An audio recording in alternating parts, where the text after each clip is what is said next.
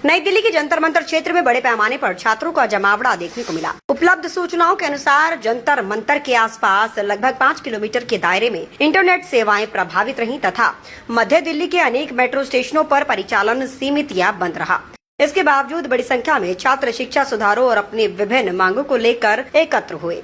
लेखक का मत है कि ये आंदोलन केवल शिक्षा व्यवस्था से जुड़ा विरोध नहीं है, बल्कि देश में शासन और प्रशासन, लोकतांत्रिक संस्थाओं और सार्वजनिक नीतियों को लेकर बढ़ते जन असंतोष का भी प्रतीक है।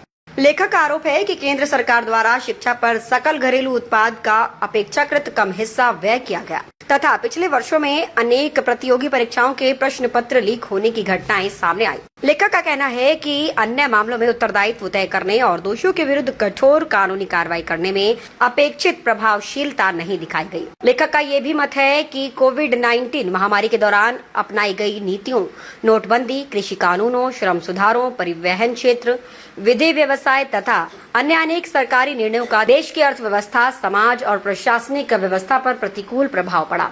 लेखक इन नीतियों की आलोचना करते हुए इन्हें जनहित के विपरीत मानता है। इस प्रकार लेखक अग्निवीर योजना, शिक्षा व्यवस्था, प्रशासनिक कार्यप्रणाली तथा विभिन्न सरकारी संस्थाओं के संचालन पर भी गंभीर प्रश्न उठाता है और आरोप लगाता है कि इन निर्णयों से लोकतांत्रिक संस्थाओं और संवैधानिक मूल्यों को क्षति पहुंची है।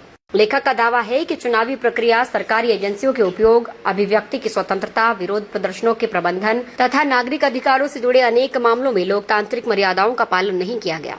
लेखक इन आरोपों की स्वतंत्र एवं निष्पक्ष न्यायिक जांच की मांग करता है। लेखक का कहना है कि शांतिपूर्ण प्रदर्शन कर रहे नागरिकों के विरुद्ध इंटरनेट सेवाएं बंद करना, आवाजाही पर प्रतिबंध लगाना, बैरिकेडिंग करना तथा अन्य प्रशासनिक उपाय लोकतांत्रिक अधिकारों के अनुरूप नहीं है। लेखक का मत है कि ऐसी कार्रवाई की वैधता और आवश्यकता की स्वतंत्र समीक्षा होनी चाहिए। लेखक न्यायपालिका, मीडिया तथा विभिन्न सार्वजनिक संस्थाओं की स्वतंत्रता पर भी चिंता व्यक्त करता है और आरोप लगाता है कि लोकतांत्रिक संस्थाओं की स्वायत्तता कमजोर हुई है। लेखक का मत है कि इन विषयों पर व्यापक सार्वजनिक विमर्श तथा निष्पक्ष संस्थागत समीक्षा आवश्यक है। लेखक के अनुसार छात्र, किसान, मजदूर, परिवहन क्षेत्र से जुड़े लोग, अधिवक्ता, महिलाएं, युवा, अल्पसंख्यक तथा समाज के विभिन्न वर्ग आज अनेक नीतिगत प्रश्नों को लेकर अपनी असहमति व्यक्त कर रहे हैं। लेखक का मानना है कि यह आंदोलन किसी एक राज्य या एक वर्ग तक सीमित नहीं रह गया है, बल्कि व्यापक जनभावना का रूप लेता जा रहा है। इन्हीं कारणों से लेखक के अनुसार अंतर्राष्ट्रीय मानवाधिकार कार्यकर्ता एवं विश्व सर्वाधिक एवं ब्रह्मांडीय न्याय परिषद के संस्थापक संयोजक चरणजीत सिंह ने भारत में मानवाधिकारों एवं लोकतांत्रिक अधिकारों से जुड़े मुद्दों के संबंध में अंतर्राष्ट्रीय स्तर पर भी न्यायिक एवं मानवाधिकार संस्थाओं का ध्यान आकर्षित करने के उद्देश्य से याचिका प्रस्तुत की।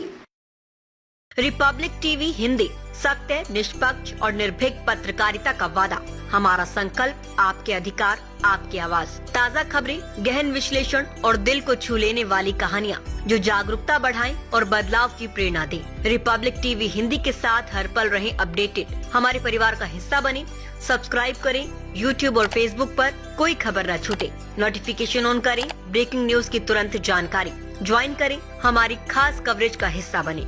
कमेंट, लाइक, शेयर, अपनी राय दें, सच्चाई को फैलाएं और हमें फॉलो करें YouTube, Facebook, Insta, LinkedIn और X पर। और हमारी वेबसाइट है रहnews.com।